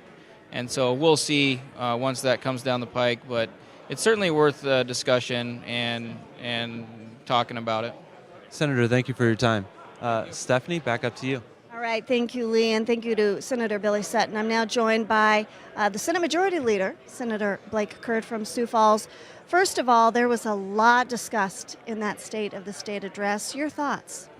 Well, it's always a terrific opportunity to hear what the governor thinks about the state of South Dakota. It's a distinctly different address, of course, than the budget, which we heard in December, so I think that additional perspective is always helpful. I heard a lot of heartfelt emotion today, both from the lieutenant governor and the governor. You can tell that they both are already beginning to look back with some nostalgia on their career in public service for our state. And I think it's always fascinating to hear the state of the state humanized in a fashion like we heard today, both by the lieutenant governor and also the governor. But clearly, the governor lined out for us that our work's not done. We're just starting this session. The state still has some challenges. We've got some things we need to address, and he's given us a great perspective from the executive branch about what he sees those challenges to be and the things that are going to be important to him as he finishes his term leading the state of South Dakota. As the leader in the Senate, you'll have a lot of moving parts to do in terms of moving things forward, keeping track of Senate Republicans. What are you hoping to be successful at this session? Well, some things we're required to be successful at by statute, the budget being the biggest one, and of course adjourning with a balanced budget, so that's always a top priority for us. As we heard in December, there are some revenue issues we're going to have to address, not only fulfilling the 2018 fiscal year to make sure that that's made whole, but also taking a good hard look at the revenue estimates for fiscal 2019 and make sure to the best of our ability that we don't end up in the same position again next year having to fill a budget hole. We're hopeful that the revenues turn around and that we have an excess to talk about when we come back next year, but that's always going to be a priority for us. There are many different perspectives on every piece of legislation that we get to address. There are 105 right answers every year to what the direction the state should take, and our job is to take all those 105 ideas and put them together into a product that we can all vote on and pass through both the Senate and the House. Things take lots of different shapes during this session, and I'm looking forward to the opportunity to tackle them all. All right, Senator Blake Kurd from Sioux Falls, thank you for joining me. Thank you. All right, and just some feedback of the Senate Majority Leader, again, Blake Kurd from Sioux Falls. Lee, we'll throw it down to you. Thanks, Stephanie. I'm here with Majority Leader Representative Lee Quam from Platte. Representative, what were your thoughts on the governor's speech? I thought he did a very good job. He talked about a lot of the things that he's done throughout his tenure as governor, and that's kind of what we expected him to do, and he has every right to talk about those things. I thought he did a good job. I really like the workforce development that he's talking about, the being able to move across state lines with licenses for different occupations. I think that's really good. I think that's something we have talked about that for a long time, and I think now finally there's a push where people will be able to do that, and that will help people moving in. I think it will greatly help that. So I'm excited about that stuff.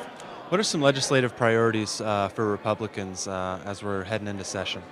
Well, we're just kind of really getting those established, deciding what to do. Obviously, we need to have a balanced budget, and revenues still are not where they need to be. They're looking better than what they were, but there's a possibility we may have to make some cuts to end up balancing the budget. The non-meandered water thing, we want to extend that out to 2021. As you can see, it's working. 99% of the waters are open. And the biggest thing to not getting the rest of them done is the landowners are saying, hey, this might quit in June of 18, so I'm going to make any decision to do anything. So if we can extend that out and just let the GF&P do what they're doing, it's working well, and that's definitely a priority to get that one done. And then precision ag is another thing that a lab in Brookings. I think that's huge for the farmers of South Dakota. Governor mentioned work requirements for Medicaid recipients. How might that look? Well, that's a good question. I mean, I haven't seen anything. I'm in favor of it. I think that's a great idea. Let these people work and maybe get something, build themselves up and get to a better job. And I think it's great. Representative, thank you so much for your time. You bet. Thank you. Steph, back to you. Thank you, Lee. I'm now joined by Representative Kristen Conzett from Rapid City. Thanks for coming up here. First of all, your thoughts on what the governor had to say. This would be my 9th speech that I have heard, and I thought it was very positive and uplifting on numerous topics. We covered about 20, but I did find his address, it dealt with a lot of the positives that he had accomplished and we had accomplished. There were also some hiccups in there that are not going to be addressed on the air, but it was a positive note. It was a look back at really 22 years in the South Dakota legislature. Now, you were mentioning you sat on some committees this summer. Some of those committees may have some stuff that will impact you, your area, your constituents. What can you tell us about that? We did the summer study on county funding because a lot of things that come out of the House here that we put on the counties are not funded. And so we're working really hard to find ways not to raise taxes, but to reallocate funding to give assistance to counties, townships, cities. That's what we're looking for. When you have a year when you already have a shortfall and you know that some of the revenue is lower than projected, does that make it easier or more difficult for you, for the legislature in general to look at policies, to look at new programs? You know, having gone through 2010 when we really had to make a lot of cuts, it wasn't surprising to me that we were at this place again. With revenue being such a fluctuating source, obviously, it was inevitable to happen again. Do I think it will make it harder? I think our track record has shown that we will get the job done, but at what cost and to what programs will it affect? That's the bigger question. All right. Thank you for coming up here and sharing your feedback with us. We look forward to hearing you on the floor of the House of Representatives. Good luck this session. Thanks. All right. That is Representative Kristen Consett from Rapid City. Lee, I understand you are standing by with another interview. Go ahead. I am. I'm here with State Representative Larry Roden. What were your thoughts on the governor's speech? Well, you know, for his last speech, I thought he did a great job of articulating where we've been, where we're headed. You know, some of the things that we've done well. You know, kind of framing, you know, the things that have been very positive in his 8 years tenure, and so I thought he was very self-effacing and gave credit where credit's due, and yet recognize that there are areas that we still need to work on, some problem areas in the state that we need to do better in. What are those areas as you see it? Well, I think, you know, some of the issues that are looming large, the meth addiction. We've talked a lot about the opioid prescriptions and how that's gotten to be problematic in South Dakota. But at the same time, as we look back, we've addressed some of the critical areas, whether prison overpopulation.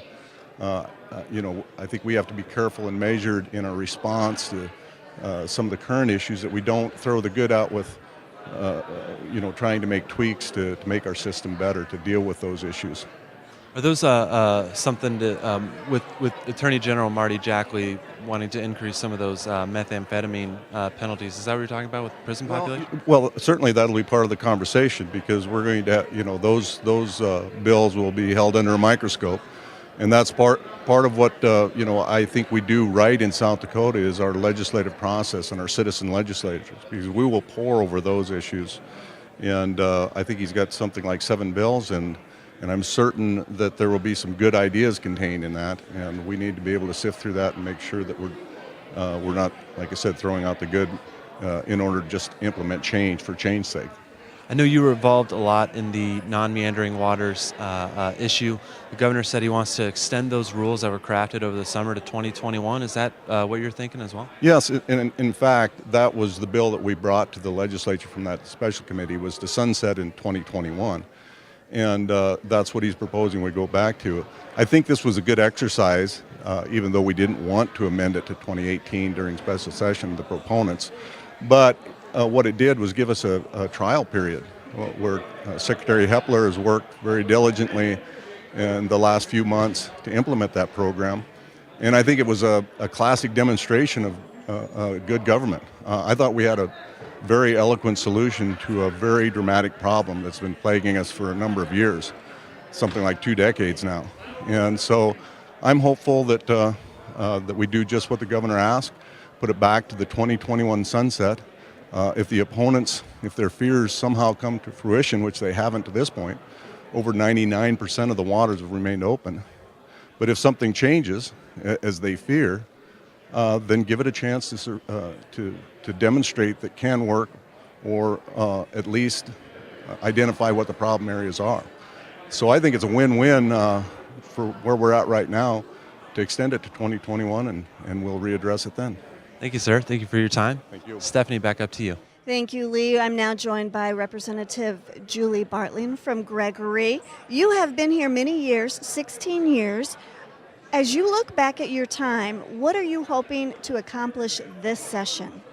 Well, you know, every session is a little different. This one, I know the budgetary restraints are there, but there are still some really key things that we need to focus on as legislators and the executive branch as well. So I hope that we can come together between the two branches of government to find the funding that we need to not only support education, but to support our Medicaid providers, and then just to continue to enhance our juvenile and our adult corrections reforms that we have just recently passed.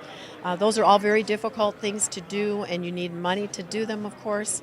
But I think when you tackle all of those areas, you just make a stronger South Dakota. So I hope that's a goal that we can achieve over this session.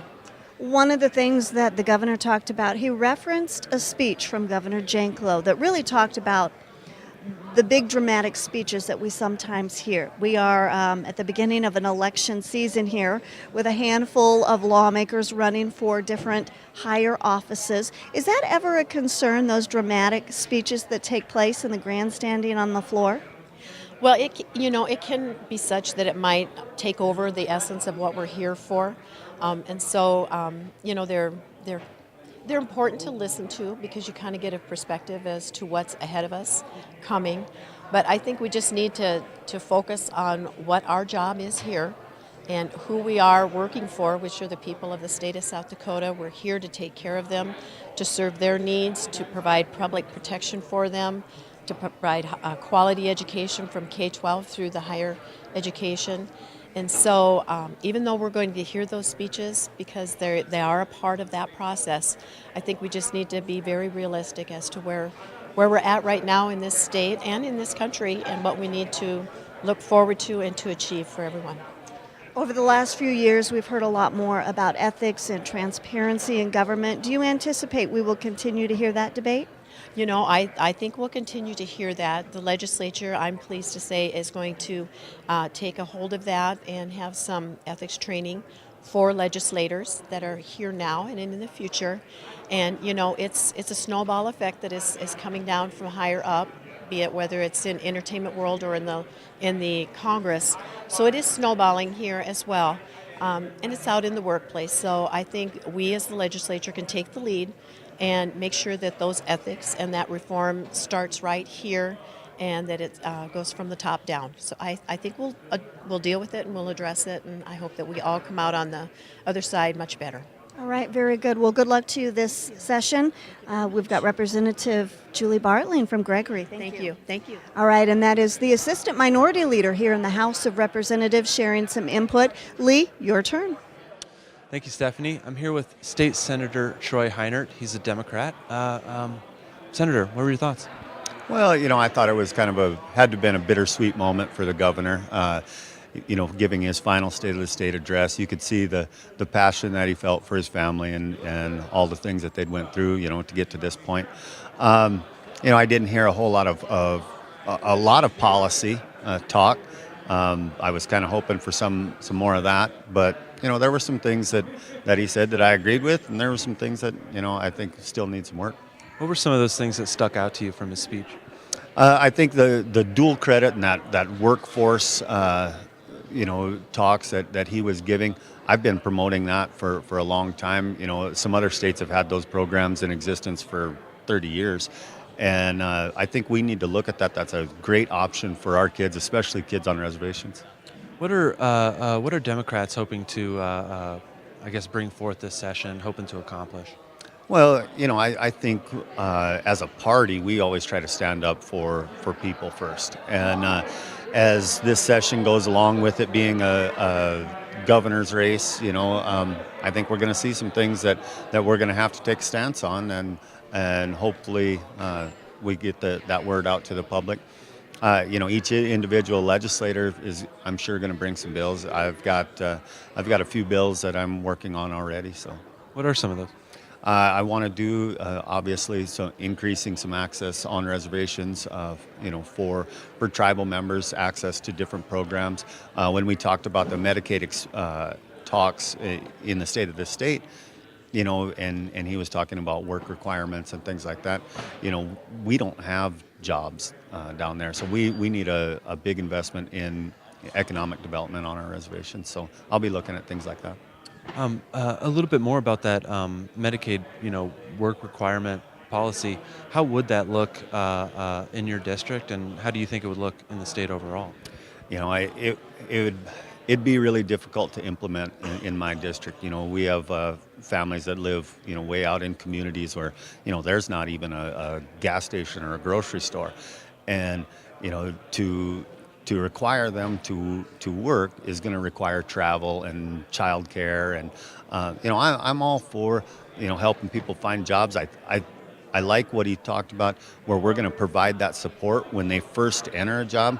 Right now they get a job, well, then they're cut off all services, and that's just not feasible either. We got to provide that ongoing support, so they don't lose some service. Senator, thank you so much for your time. Thanks for having me. Stephanie, back to you. All right, thank you. And of course, thanks to Senator Troy Heinert from Mission. This concludes our live coverage of the 2018 State of the State Address. SDPB will continue to remain in Pierre through the run of the 2018 legislative session. To stay on top of all of the legislative news, action, everything that happens, you can log on at www.sdnet. There you can watch live audio and television streaming of the House and Senate. You can also tune in every day to television starting at 2 p.m. as we bring you live coverage of the House of Representatives, and everything we do is archived at sd.net. On behalf of all of us with South Dakota Public Broadcasting, we thank you for tuning in. State House program funding provided by the South Dakota Bar Foundation, the educational and charitable arm of South Dakota lawyers and judges.